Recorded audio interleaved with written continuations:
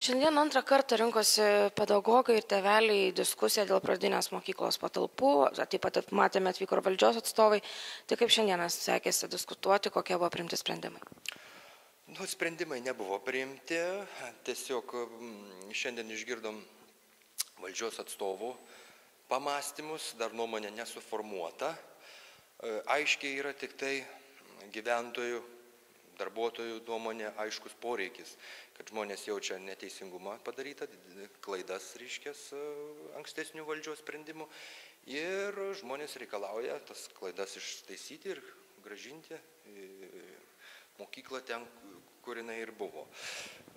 Matėme, kad susidurė su problemomis, kaip tą klausimą spręsti, susidurs tiksliau, jeigu imsis, bet aš manau, kad kaip jau ir matėme, reiškės, diskusijoje sutarė valdžios atstovai, kuo greičiau kitą savaitę rinktis valdančioji dauguma ir svarstyti tą klausimą.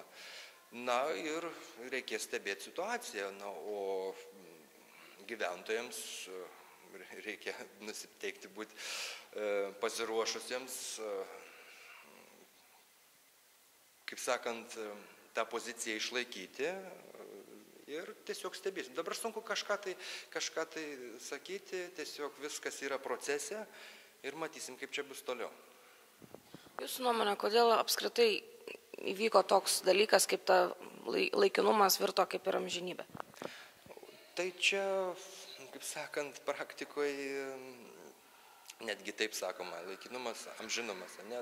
Daug tokių pavyzdžių turim Lietuvoje, dėl to mes ir pirmaujam pagal vieną rodiklį Europos Sąjungoje, tai tokie dalykai nestebina. Tai čia galbūt irgi panaši situacija buvo, kada tie sprendimai buvo priimti. Aišku, buvo kažkieno tai interesai, kad būtent vienus iškelti, kitus įkelti ir taip toliau. O kaip aš ne kartą čia per tas diskusijas minėjau, turėtų būti viskas daroma demokratiškiau, tai yra prieš rengiant tarybos sprendimus turėtų būti tada atsiklausiama gyventojų nuomonės, daromos apklausos, diskusijos ir visa kita, o ne po. Jeigu, kaip dabar pamatėme, tai tada atsiranda tokios problemos ir paskui jas reikia spręsti, atsiranda nuostoliai, vieni aišku būna galbūt tikėjusi ryškės kažko, tai būna apvilti ir taip toliau. Žiūrėsim kaip. Buvo paminėta, kad tarybos sprendimai yra skelbiami viešai ir kad žmonės patys turi domėtis jais ir apskusti juos, bet to nebuvo daroma. Tai kaip čia turėtų būti? Tai aš dalinai jau ir atsakiau tą. Aš nemanau, kad ims žmonės ir pradės domėtis, sekti, kokie tarybos sprendimai. Visą yra, kas domisi, tie aktyvesni žmonės. Bet tam ir yra išrenkami tarybos nariai, kad jie atstovautų žmonės. Jie yra žmonių atstovai, išrinkti. Tai jie turi stengtis, kad tie sprendimai būtų teisingi.